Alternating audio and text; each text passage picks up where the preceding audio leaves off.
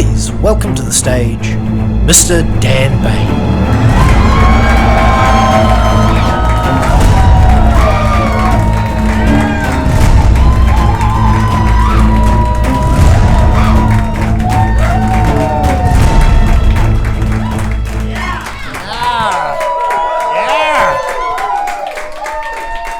Right. Yeah, man, if I was going to fuck one up, it's this one.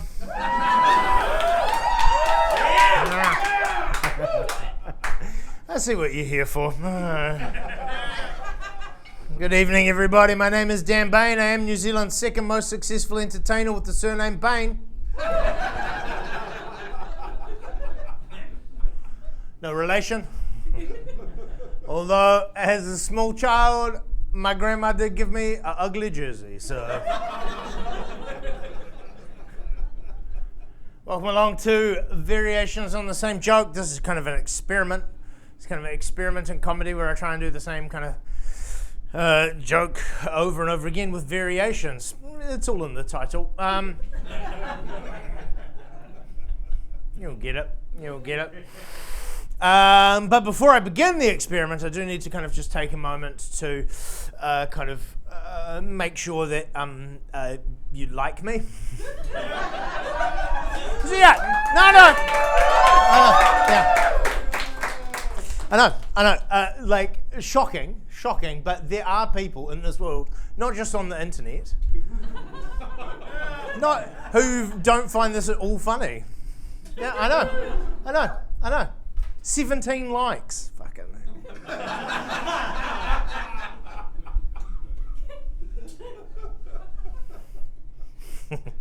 So, here's what's going to happen. I'll tell you a little bit about myself. I'll tell you a little bit about kind of the way that I'm thinking. We'll kind of warm it all kind of up. We'll get it nice, and then we'll begin the experiment. Yeah. So I'll tell you a little about myself. When I was a kid. It's interesting, right? Like how things that happen to you when you're a kid kind of affect who you become as an adult, right? They kind of become a defining part of who you become as an adult are the things that happen to you when you're a kid. When I was a kid, me and my mum, all the time, we would go down to the Botanic Gardens or down to the Avon, and we would take some bread and we'd feed the ducks. Yeah. Look at you. You're warming to me already. You're like, oh, extraordinary. What a pastoral childhood. Defined by animal abuse. That's right, friends, because you can't feed ducks bread. You can't fucking feed ducks bread. Are you out of your mind? You can't feed ducks bread. There are signs. Do not feed the ducks bread. Do not feed the ducks bread. You better not be feeding the ducks bread. The nanny state does not want you feeding ducks bread, are you? No, you're feeding ducks bread. Huh. Why don't you just kidnap 2 ducks? And lock them in a tiny little room and chain them to the wall and put a hacksaw on the floor in front of them and wait for those ducks to tear themselves apart, not just physically, but psychologically as well. You're feeding ducks bread, are you? You're feeding ducks bread, you piece of shit. You better not be feeding ducks bread. You're feeding ducks bread. Feeding ducks bread. Oh, or why don't you just get 10 ducks and sew them together, beak to cloaca, creating an avian centipede, rather than feeding them. Are you feeding ducks bread? You better not be feeding ducks. Are you feeding ducks? You better not be feeding ducks bread. You're feeding ducks bread. Feeding ducks bread? Why don't you, if you're feeding ducks bread, why don't you wait until 20 ducks go away to restore the old abandoned summer camp? And then when they start hooking up, murder them with increasingly ironic implements. It would be kinder than feeding them bread.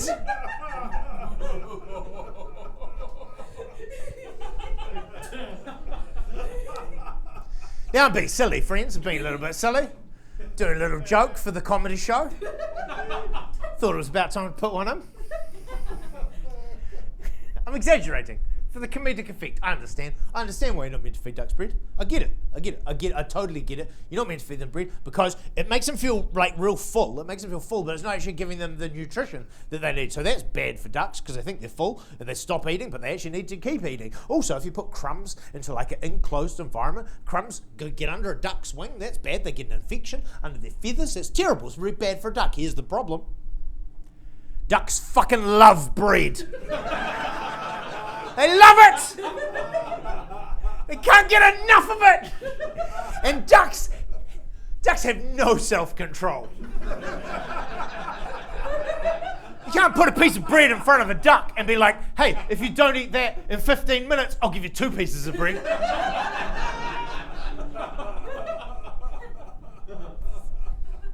I understand that as well. I fucking love whiskey.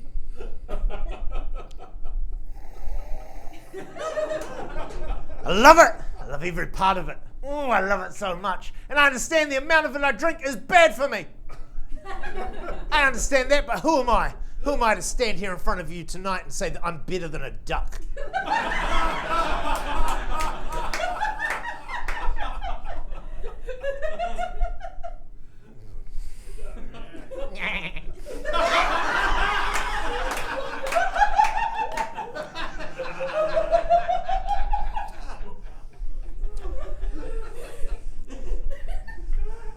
There is a possibility, friends, that the experiment will go awry, that it will not work.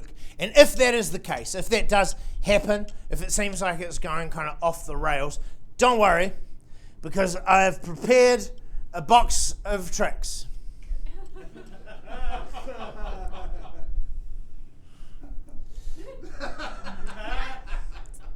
If it goes wrong, I'll just break glass in case of emergency. The box is full of fucking circus shit.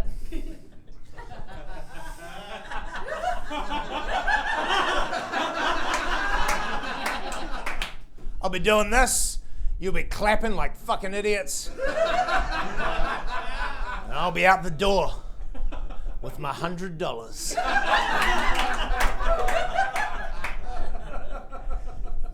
I really wanted it to say break glass in case of emergency in big letters, but I ran out of room. And so I just had break, and then I've just written down here, if you're at the back and you can't see it, it just says glass in case of, and then I ran out of room for emergency as well.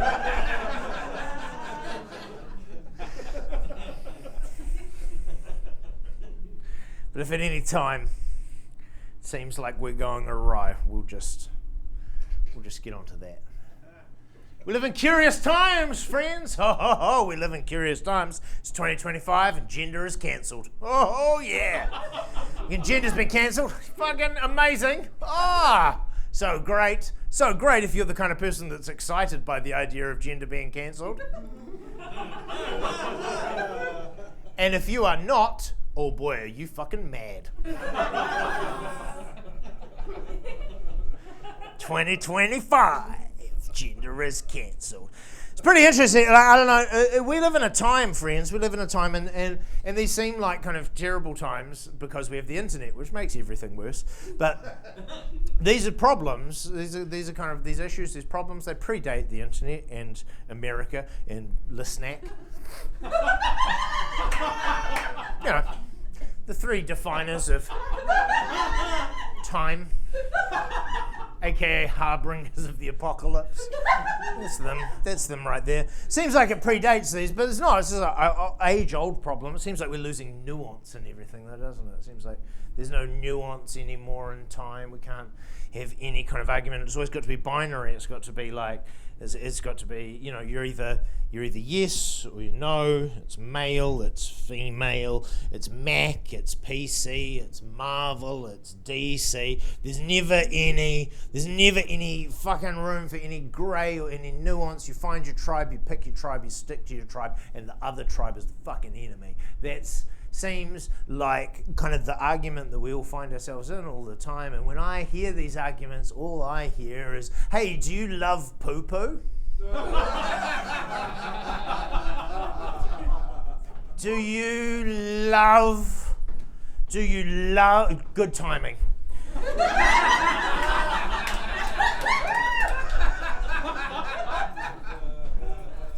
Do you love poo-poo? Rich, strong, thickened poo-poo. Do you love or do you love pee-pee? Do you love pee-pee? Hot, rich, steaming pee-pee? Do you love poo-poo? Poo-poo? Or pee-pee? I'm not 100% proud of this routine.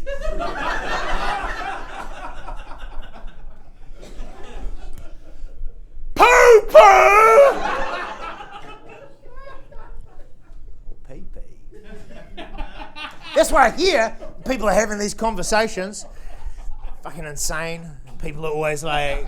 And another thing that kind of comes up like is, I don't know if you've noticed, maybe you've got some friends who do this or whatever who are like, we're not actually going to kind of define a gender on our child at the moment. We're not going to we'll just let them kind of be a kid and they can run around and do whatever they want. And some people are like, fuck, that's great, that's amazing. And other people are very unhappy about that. Very unhappy indeed. And when one state emerges, aka poo-poo,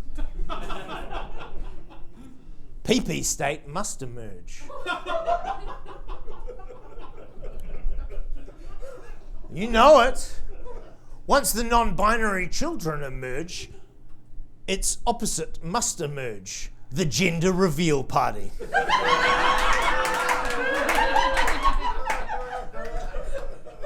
Oh, no.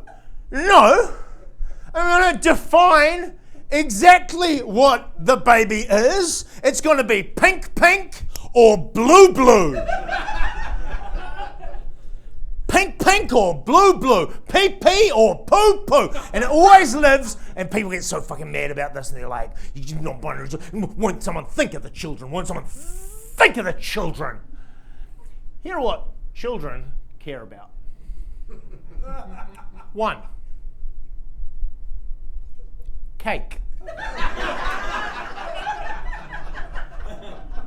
2. Is someone else getting more goes than them?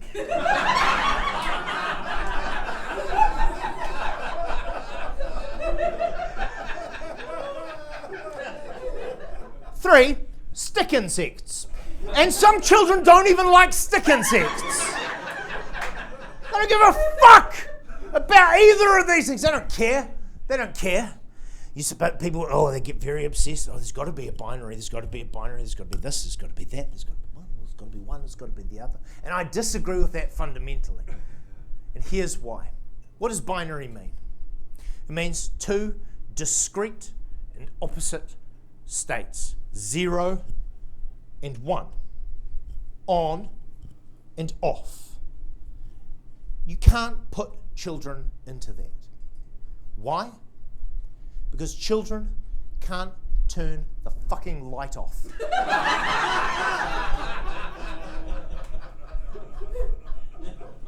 Oh, they can turn it on. They'll turn every light in the house on. They'll turn them all on. Will they turn them off? No. Will they fuck? Our children can open the doors. Oh, they'll open all the doors. They'll open every door in the fucking house. Will they close them? No. Children can put Lego all over the floor. Oh, they'll put it all over the floor. Will they pick it up? No! Children just go around all day going 0, 0, 0, 0, 0, 0, 0, 0, 0, 0, 0, 0. I'd fucking kill for a 1.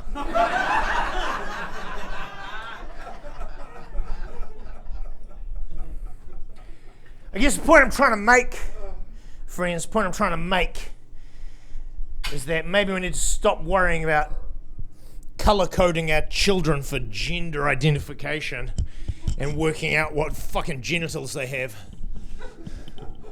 And instead realize that the only place that pee-pee and poo-poo thinking belongs is flushed away. Let's get this started. Please welcome to the stage, Mr. Dan Bain.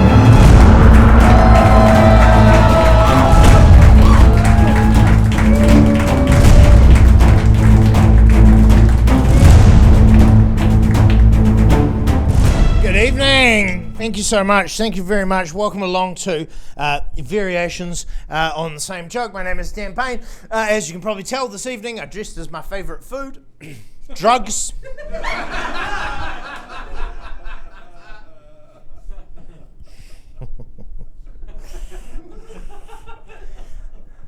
Come here tonight. I'm a Christchurch man, born and bred.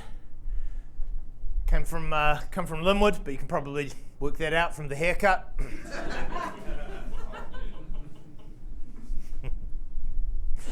I don't know. I understand. It's like my kind of genetics are conspiring against me, kind of to just make me look racist.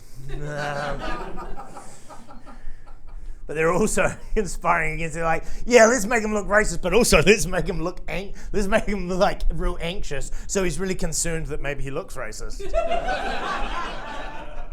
Thanks, Gregor Mendel.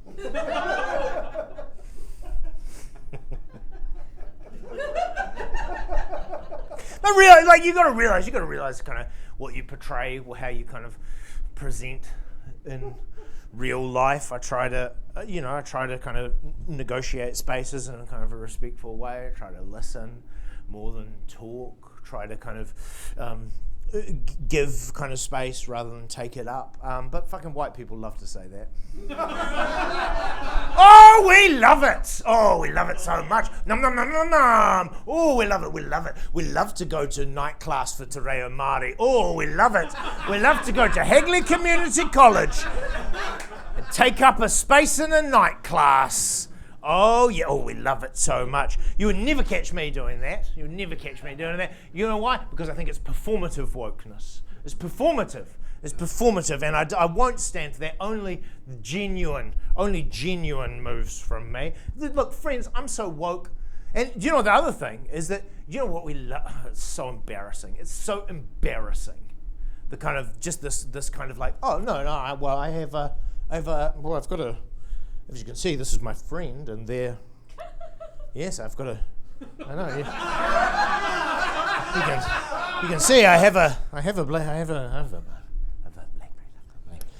You would never see me doing that. It's bullshit. It's performative. I don't like it. I would never do it. Look, I'm so woke, I've got a black enemy.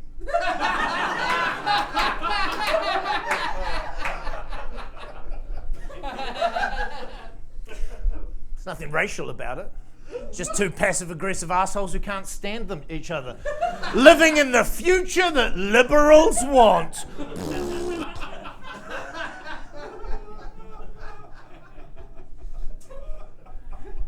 I always feel that before I do that joke, I always feel a little concerned.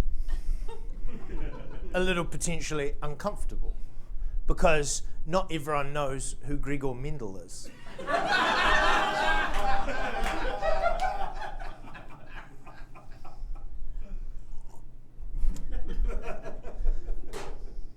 This show called Variations of the Same Joke, and before I start, we're going to do a little bit of an experiment, but before I start the experiment, I need to make sure that you like me.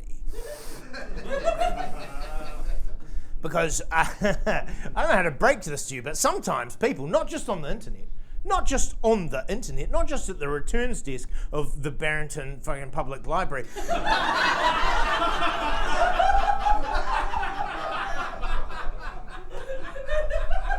they don't enjoy this. They don't enjoy it. They don't find it funny when you're like, well, I don't know where the book is. They don't enjoy it. So we'll take a little bit of time just before we begin the experiment. I'll tell you a little bit about myself. I'll tell you a little bit about kind of things I'm thinking at the moment, and then if that goes well, well, we'll get underway. So yeah, that's kind of what we'll do. When I was a kid, when I was small, we had a cat. I loved the cat. I loved the cat so much. I loved it so much. I loved to kind of pick it up and give it a pat and give it a little stroke and give it some food and pick it up and put it in a different location. You know, just so I could see what it looked like in a different location. Cat hated that. Didn't like it at all. Cat was antisocial. It would scratch me. So here's what I did. I went to my uncle. He was a graphic designer. I said to him, here's what I need you to do for me. I need you to draw me a picture of a cat on this piece of paper. But don't draw a picture of a cat like this. Meow. Draw a picture of a cat like this. Like a cat skin rug. And he did. He did. Didn't question it. Just drew it, and it looked great. Looked great. It was perfect. And what I did is I took that picture, I took another piece of paper, I put it under the other one. Then I got a pair of scissors. I cut around the outside, all the way around the lines. Careful, careful, careful, all the way around, making sure never to cut inside the lines, always around the outside, always around the outside. And then once I cut it around, cut it all out, I got a stapler. I stapled the two pieces together, all the way around. Click, click, click, click, click, click, click, click, click, click, click, all the way around, but I left a gap about that big. And then what I did is I got the excess pieces of paper, the off-cut pieces of paper, and I screwed those up into little balls, and I fed them into the hole that I'd left, and then I got more bits of paper, screwed those up, put those in as well, pop, pop, pop, pop, in they went. Got the stapler, sealed it shut, click, click, click. And then what I did is I got the legs, and I kind of, the arms, the legs, the arm. It's an arm on me, but it's a leg on the cat. And I folded them in, like that. And then I folded the paws up, like that. And suddenly, just like that, I'd kind of created this stuffed pseudo paper cat that I could pick up, that I could stroke, that I could put in different locations.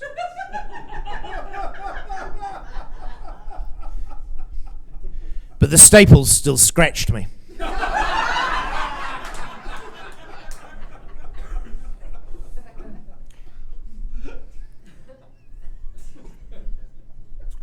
Now, some of you may be worrying, Dan, what if the experiment goes wrong? Don't worry, if the experiment goes wrong, I've got a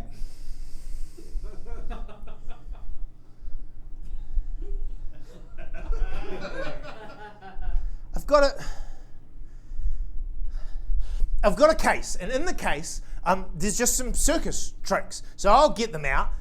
It's kind of break glass in case of emergency. I wrote break on it in big letters, and then I ran out of room. And so I just wrote glass in case of emergency down the bottom, but I also ran out of room for emergency.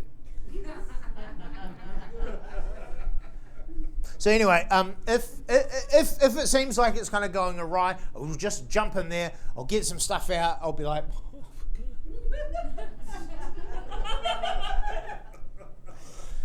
you guys will be like, oh, fuck, it's great. And I'll be like, suckers! Straight out the door to the emergency room.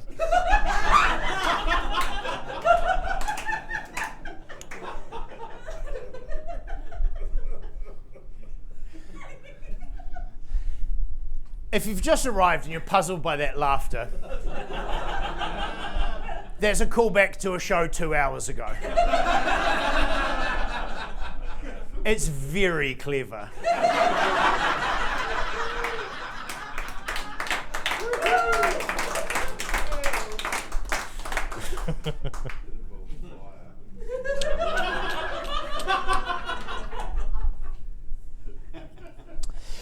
We live in curious times, friends.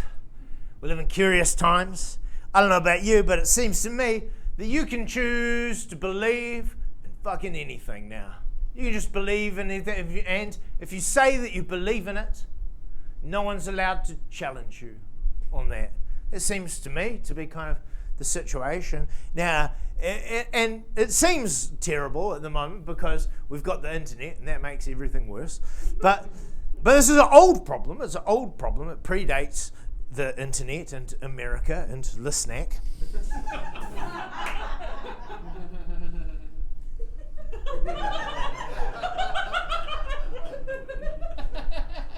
I loved sour cream and chives, I think, the most.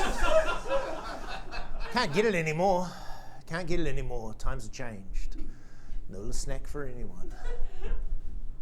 Predates all of those things. Seems like you can believe anything. You can choose what you like to believe in. Let me give you an example.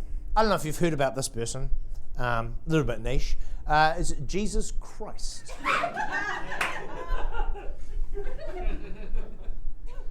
Maybe don't know him, maybe heard of him. Yeah. Popular. You can believe whatever the fuck you want about Jesus. And apparently no one can stop you. You can just say anything. It's extraordinary. Absolutely extraordinary.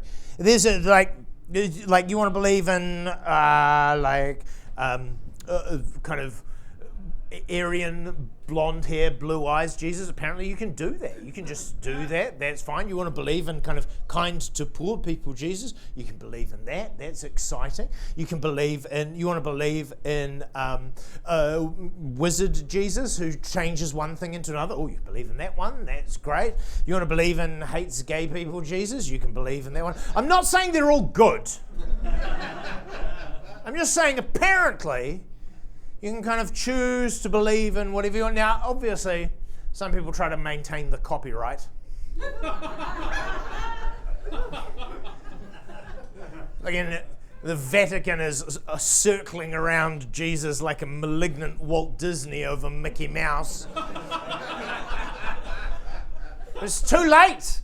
It's too late. There's too many remixes out in the world, yeah? It's like, is Hurt by Johnny Cash, or is it by Nine Inch Nails, or is it by both of them at the same time? Can it be true that they equivalently belong at the same...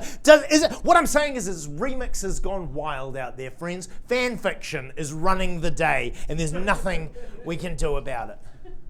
Jesus for you, Jesus for me. Everyone gets it, Jesus.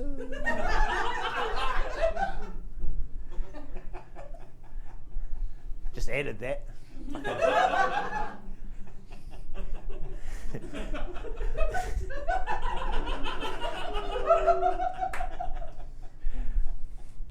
I've drunk so much this evening.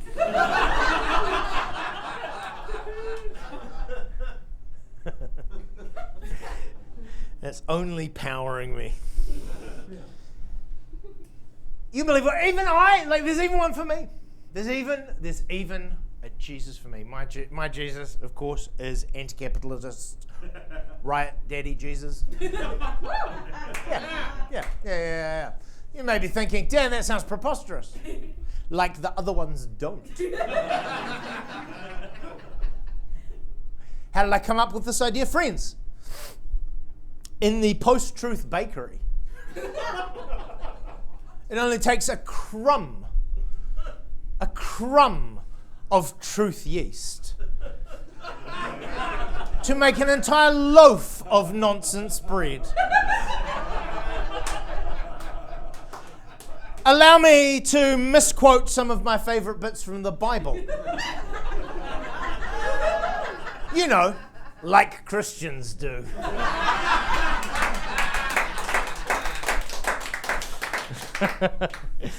Matthew chapter 25 verses 12-13. All cops are bastards. And lo, Jesus did go unto the temple and find out that it was filled with money collectors and tax collectors and lenders of cash and sellers of doves. And lo, Jesus did see this and he was displeased at this rampant display of capitalism. So Jesus went out to the temple steps, and he fashioned himself a scourge. Now, if you're unfamiliar with medieval weaponry, a scourge, it's like a whip. It's got like three whippy bits. It's got little metal bits kind of in each of the whippy bits. It costs 20 gold pieces. It does 1d4 damage.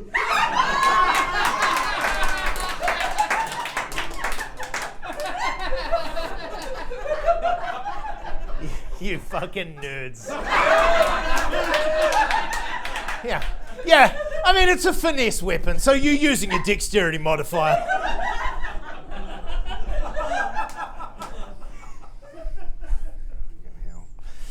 And the tax collector did look out and say, "Lo, is Jesus fashioning a whip?" And the the tax collector did say, "No, I think it's a scourge." And the seller of doves did say, "Hey, do any of you guys know how to get dove shit out of a tunic?"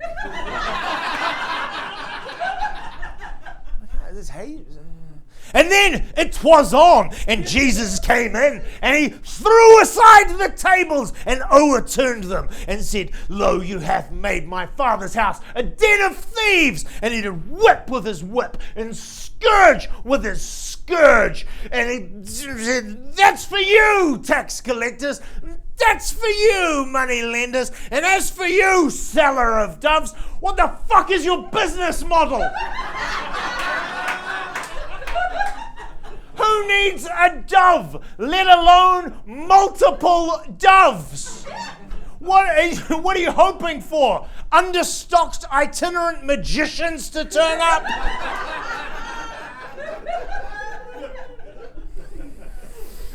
That is a sad line of dialogue. And the capitalists did flee from the temple. But as they did, they turned back and looked right at Jesus. And they said, "You've won this round, Jesus, but we'll be back." I don't know if you've heard, but we can believe in anything. And right now, we don't, but soon, we're going to believe in the invisible hand of the market. The guiding hand of the market that gently jacks off Jeff Bezos's penis rocket and ejaculates it into space so Katy Perry can float around. And once the guiding hand of the market turns up, we'll be back. And Jesus did laugh. Jesus laughs a lot like I do. And he says, "Really? An invisible guiding hand that no one can see but predetermines what everything is going to be? That gently guides things from creation through its entire life? You come into my house? You come into my house and try and beat me at my own game? You're going to swing for the king, you better not miss." This is the word of the Lord. I guess if you like, that's a thing that you can also believe. Let's get this started. Mr. Dan Bain.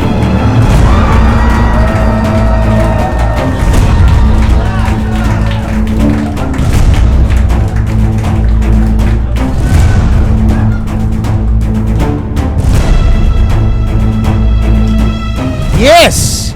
Thank you so much, everybody. Thank you very much. Welcome along to Variations on the Same Joke. My name is Dan Bain. This outfit, I like to call this outfit Angry Straight White Male Ellen DeGeneres.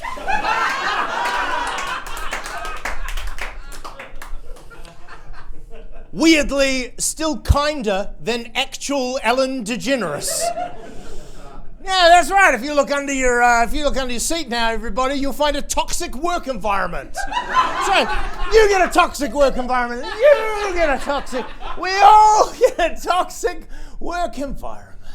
This is your periodic reminder, friends, that if your workplace refers to you, your colleagues as a family, your boss, he learned his definition of family from Pornhub. Because in the way that all cops are bastards, all bosses are horny stepdads who want to fuck you.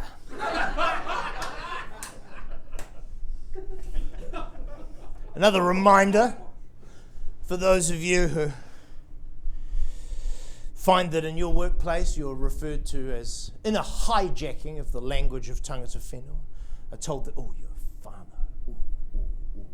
Just a reminder that manaakitanga does not translate to willing to do unpaid overtime. It's a hard no.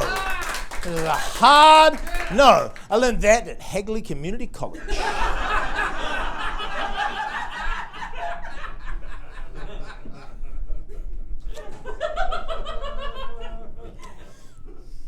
Welcome along to Variations on the Same Joke. Here's the thing, friends. In a moment, we're going to begin an experiment where I attempt to remix the same joke over and over again. But before I do that, I do need to just make sure that you like me.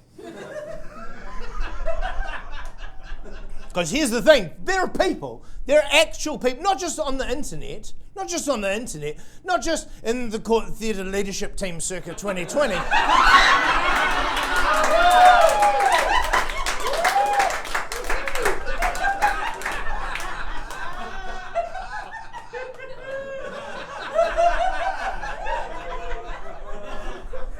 They don't find all this anti-authority shit real funny.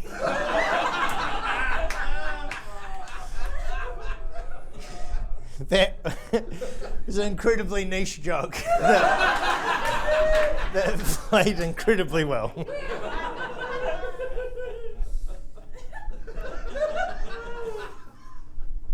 So that's the experiment. So we'll try that.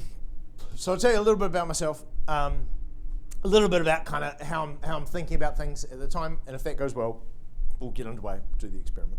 So, what can I tell you? So when I was a kid, I spent a lot of time at Ferrymead Historic Park. Great, oh good, I'm glad there are 3 fans of Ferrymead Historic Park in this evening. Interestingly enough, the only 3 fans of Ferrymead Historic Park. Extraordinary. If you don't know what Ferrymead Historic Park is, it's a historic park located in the suburb of Ferrymead. You'll work it out from context cues. I went to Ferrymead Historic Park all the time when I was a kid because my dad worked there, so I went there all the time. And my parents seemed to think that it was fine for a 7-year-old to just kind of wander around unsupervised. And that was great. It was so good. And I kind of loved Ferrymead when I was small. And it wasn't maybe the things that you think you would love about the Ferrymead that I loved. It wasn't the Hall of Flame, or the Hall of Wheels, or the trams, Jock and Bess, the Clydesdales. No. Wasn't the Military Museum? No. What I loved was around the very back of Ferrymead, out where the locals and the bemused tourists never ended up. There was an illegal dump.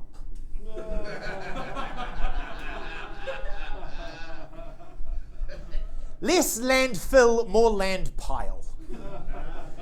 What they would call in Britain a fly tip. Yeah. What they would refer to in France as le refuse sans facilité.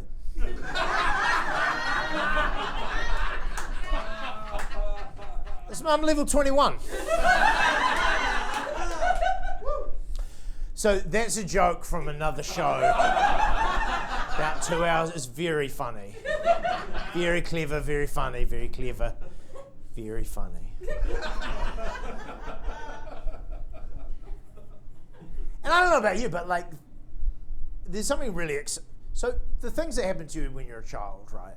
They kind of imprint on you, and I think they define in some ways who you become as an adult, right?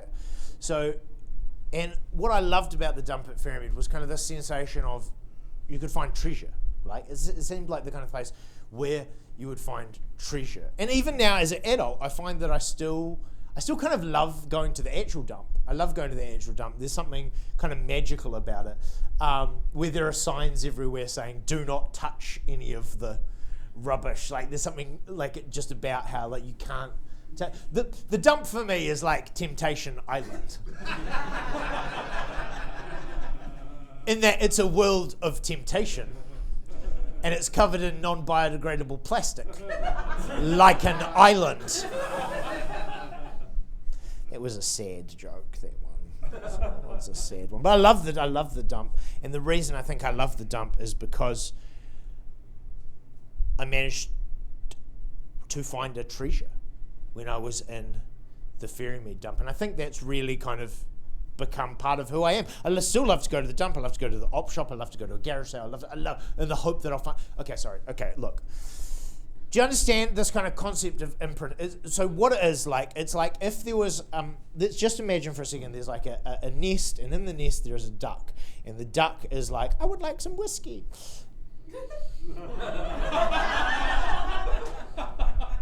And then the duck fucks off it goes, and it's left an egg behind it. There's a little egg left in the nest, and then it hatches, and instead of seeing the duck, it doesn't, because it's gone over there going like, oh, there's some bread. Off it goes. I don't care that it's bad for me. Ducks need to get on keto. You need to cut those carbs out, ducks. You need to cut...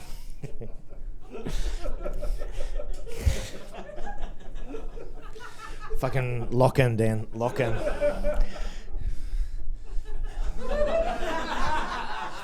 Lock in.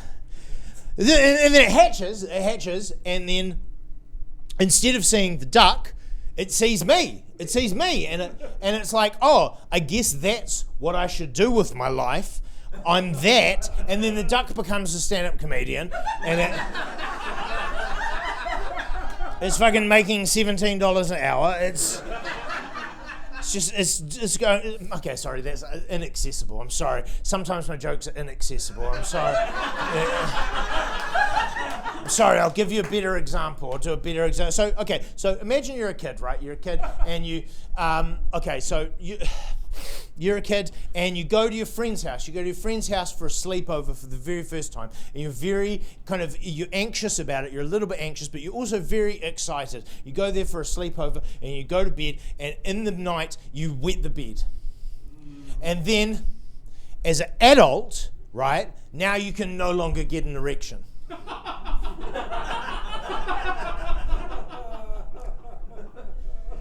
Sorry. Sorry, there was a weird one. I'll give you a more normal one.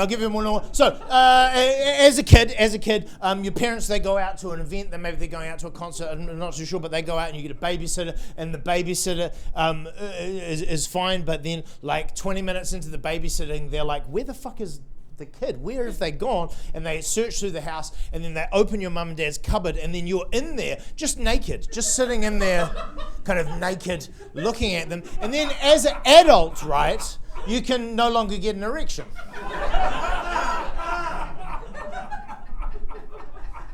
Okay, sorry, that was a weird one. I'll give you a more normal. I'll do a more normal one. So as a kid, right? As a kid, you fall in love. You fall in love with April O'Neil, the sassy reporter from Teenage Mutant Ninja Turtles. Right? You fall in love with her, and then as an adult, every time you watch the news, you get an erection.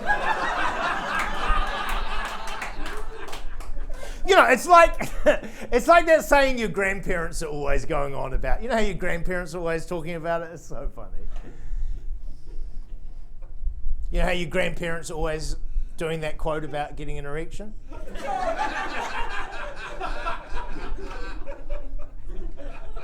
They're always saying, everyone's grandparents say this.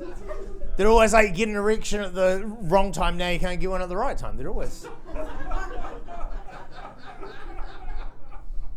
Everyone's great. What are you fucking with me?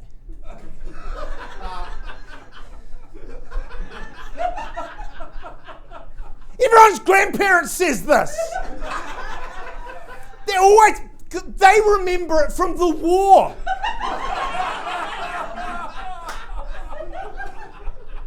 On the wireless during the war. You get an erection at the wrong time, now you're going to get one at the right time. Stop pretending you don't know what I'm talking about.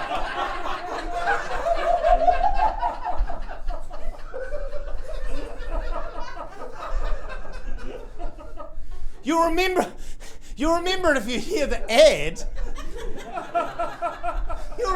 You'll remember it if you hear it. Jerry can't help but get a stiffy as he's flying his Messerschmitt across the channel to bomb old Blighty. But we all know there's a time and a place for old Roger Todger to stand to attention. It's not when there's a bally war on. Get an erection at the wrong time, bam, pow, now you can't get one at the right time. You'll remember it. There were 3 key phrases during World War II.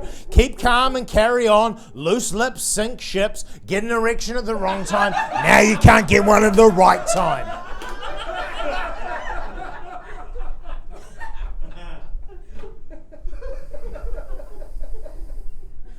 So I was in the dump.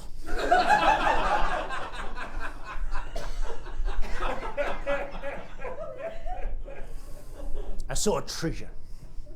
You know how in Aladdin there's that moment where he goes into the Cave of Wonders and there's just like piles of cool stuff everywhere, but Aladdin only has eyes for the lamp. That's all he can see. He's just hyper-focused on the lamp. That was me. As I clambered over all the kind of medical waste, carefully avoiding hepatitis A, B, and C, which was difficult because I'm wearing sandals and shorts. I've just got a little short, but then I see it, the treasure. It's a mannequin.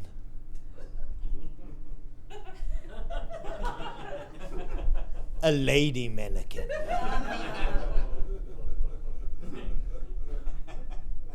Let me describe it to you. First of all, no legs. Torso up only.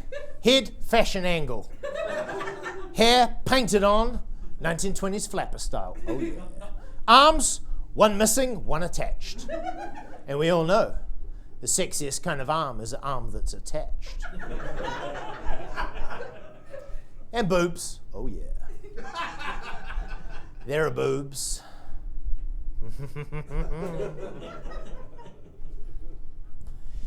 Imagine, if you will, small boy, hard fill, chip packets, banana peel, boobs. I slowly reach out towards them. On the ceiling of the Sistine Chapel, there is a painting by Michelangelo, the Ninja Turtle that never got anywhere with April O'Neil because he was too busy being a party dude. And in that painting, God reaches out his invisible finger to touch Adam, to bring him to life. And so too in that dump, as I reached out my invisible hand to touch the hard plastic nippleless boob of this. Imagine the excitement, the thrill, the fear of getting caught night swimming as I reach out and touch the boob of the mannequin, as I take a step from being a boy to being the man that I am today. I still love the sensation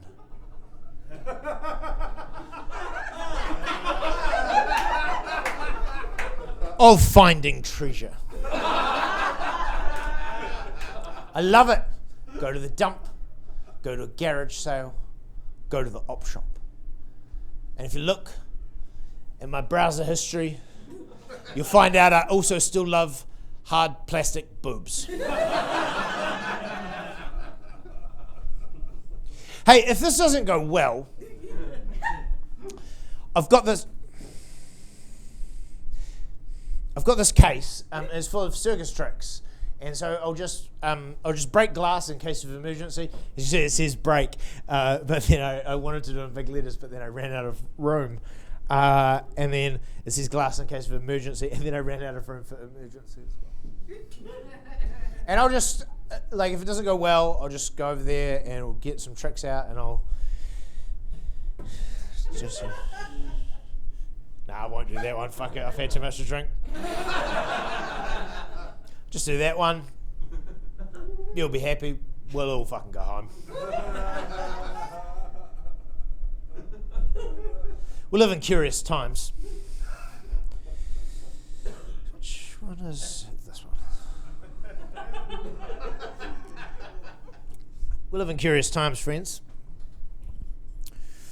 I don't know about you, but it seems like media literacy is down. Media literacy is down. People can't fucking understand things anymore. Appalling. Take something out of context, people get outraged. None of you better be filming this show, because I'm taking this out of context.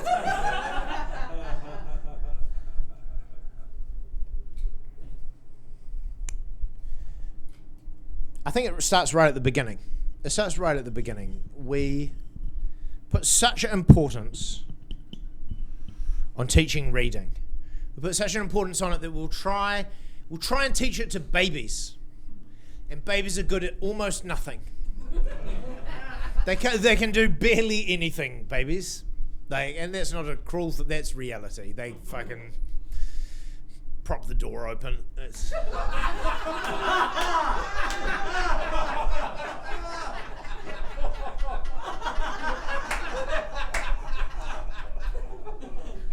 complain about it as well. Appalling. We'll try and teach babies to read.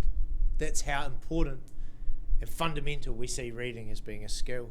And it feels like it's getting lost, and I wonder about why is it getting lost? Why isn't this skill coming on? And I think, friends, I have a culprit. I'd like to share that with you this evening. This is I Like ABC. I Like ABC by American Productions.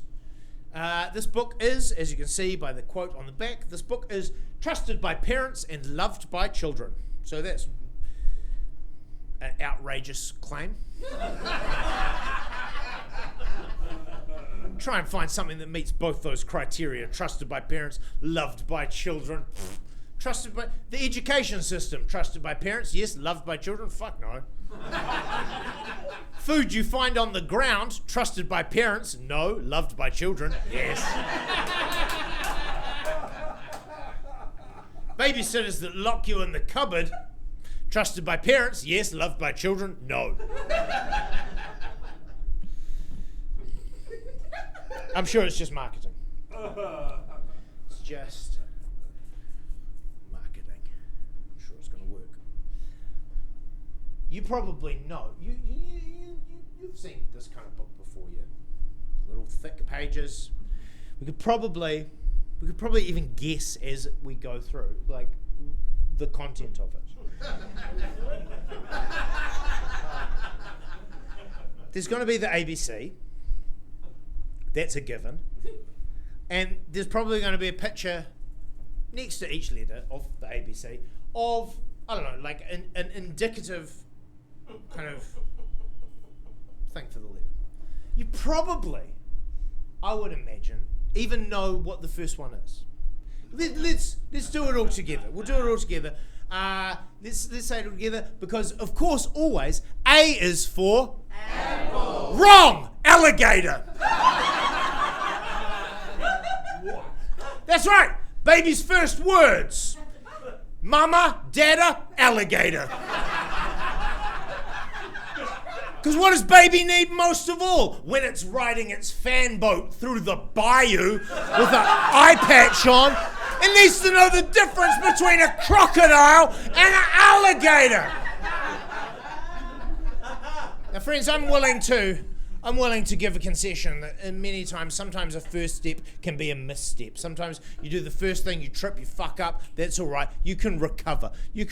B is an easy one. B is always, there's kind of one or two options I always find for B. It's either B is for like a play item for children, or it's for something kind of cuddly that maybe it kind of lives in their kind of cot that they kind of cuddle up to. You would think that B is for bear, or maybe B is for ball. Wrong. B is for burger. Burger.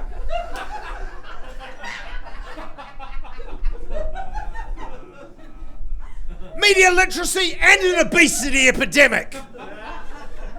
Is it anyone now in any abusive relationship?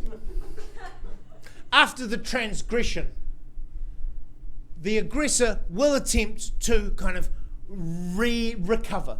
They'll be like, oh, baby, I'm so sorry. I'm sorry I said those crazy things. Oh, whoops. If people show you who they are, or if cursed books reveal what they are to you, you must believe them. You must believe them. It doesn't matter that they're like, oh yeah, now I'm just going to do normal things. Oh, C. C is for carrot. That's normal and cool. Yeah. D. Oh, well, we all know what D is for. D is for duck. D is for duck. There, fuck, there it goes. But here's the thing. In any abusive relationship, there are only three drinks. There are only 3 drinks in a losing lotto ticket away from, oh yeah, okay. Yeah, well, you're so fucking clever. You're so clever. You want to know what E is for? You want to know what E is for? Oh, all right, well, fucking here. E is for egg cup. Egg cup. The hell?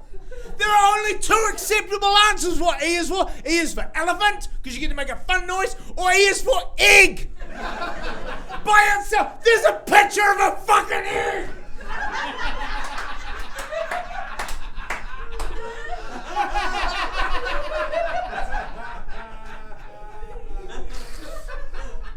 I realize I'm getting overwrought. I'm putting too much, I mean, I could just go, but I'm not. No, fuck it, I am. I'm going right through it. K? Oh, K? K is for kettle. Why does a baby need to know how to boil water? Also, friends, I don't know if you're looking closely, but that's not a kettle. It's a teapot.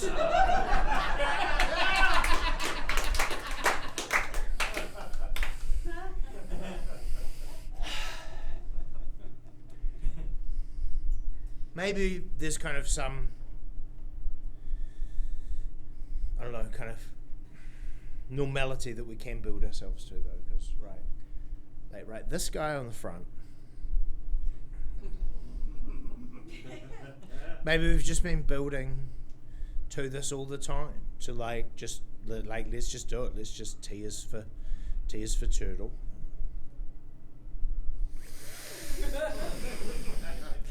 T is for tortoise! What the fuck?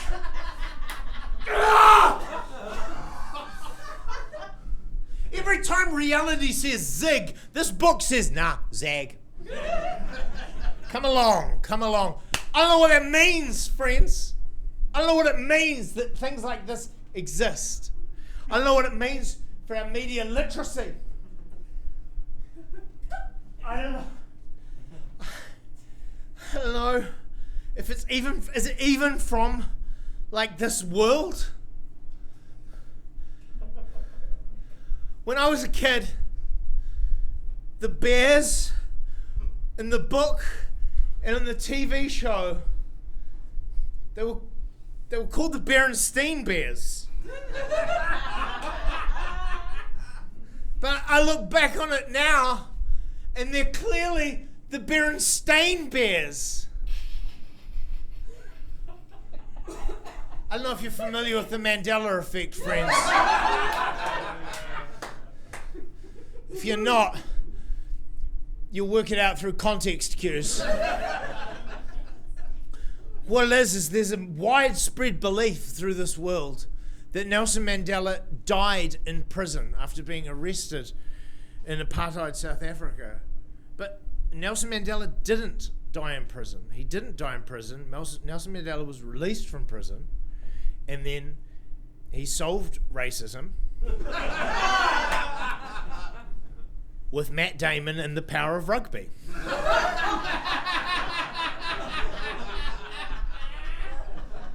That's clearly what happened, but there's still a widespread belief that he died in prison. I look back at the Bears. Now, so if you subscribe to many worlds or parallel universe kind of theory, the idea is that information from one of the other ones is bleeding through into this world. I don't know what that means for this book. I don't know what it means for us, for our media literacy. I don't know anything.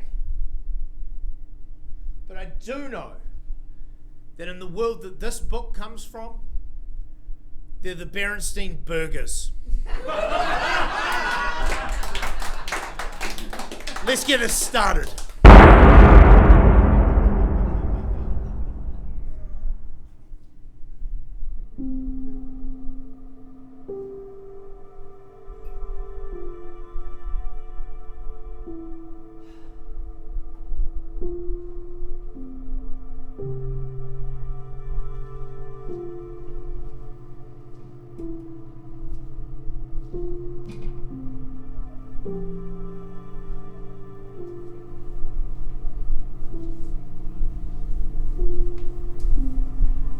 You start comedy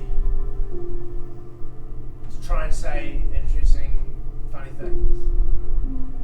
And I realized after a while, I was just saying the same thing over and over again. Sometimes I'd change the nouns. I'd swap them out. But each time it was just the same joke. Over and over again. Samuel Beckett says that habit is the ballast that chains a dog to its vomit.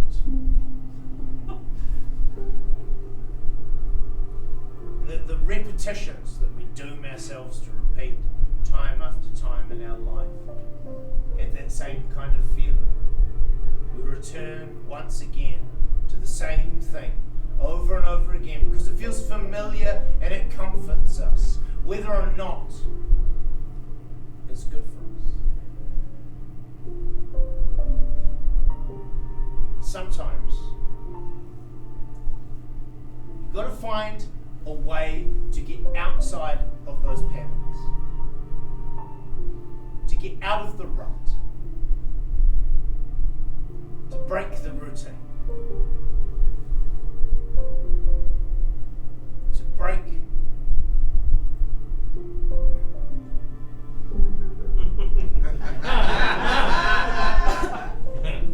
the routine.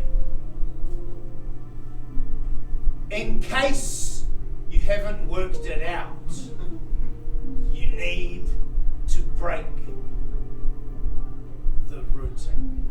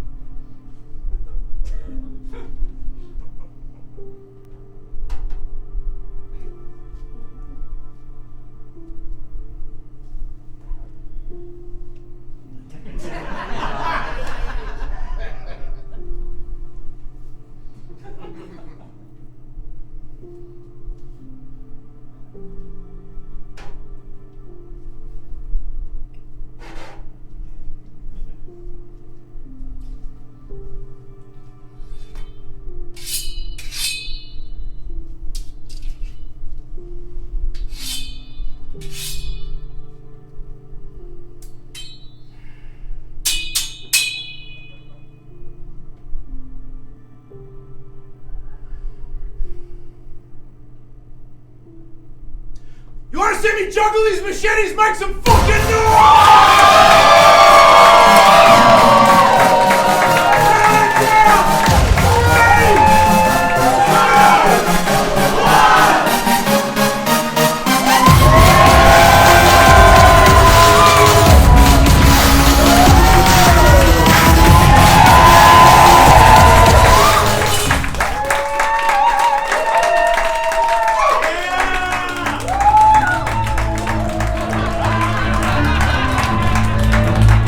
Carno mestre de ferro, ene Dan Bain.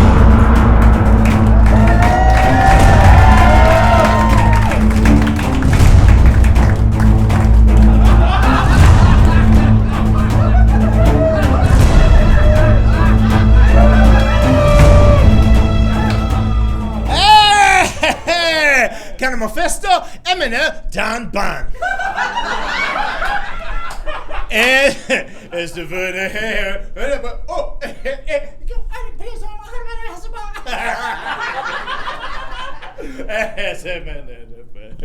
hey, so variations on the same joke.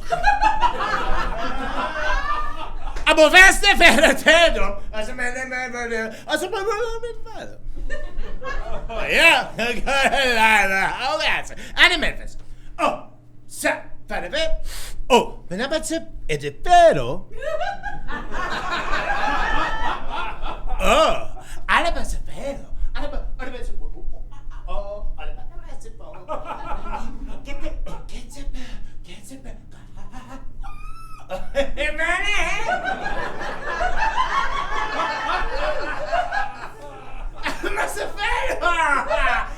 Quack, quack.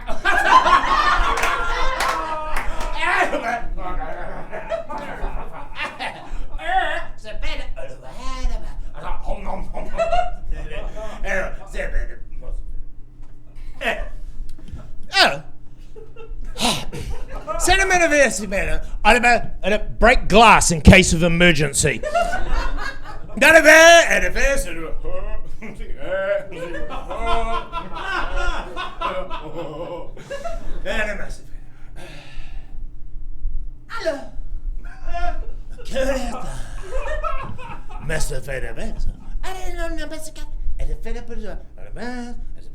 A snack.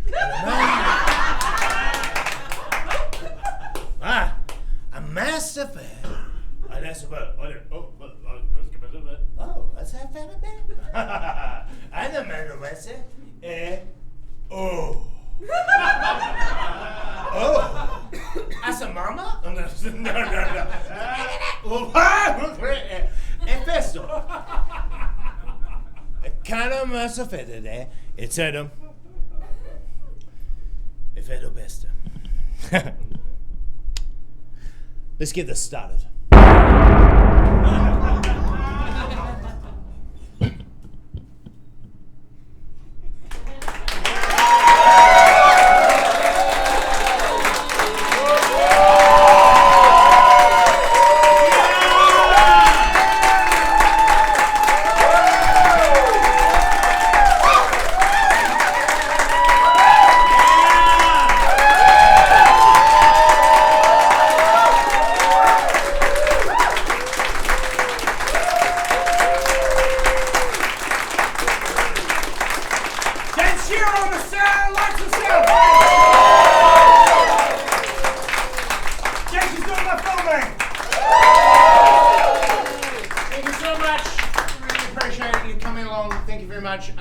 Please, this great. If you want these postcards, take them. Please, thank you so much for coming along. I really appreciate it. I'm gonna go for a lie down.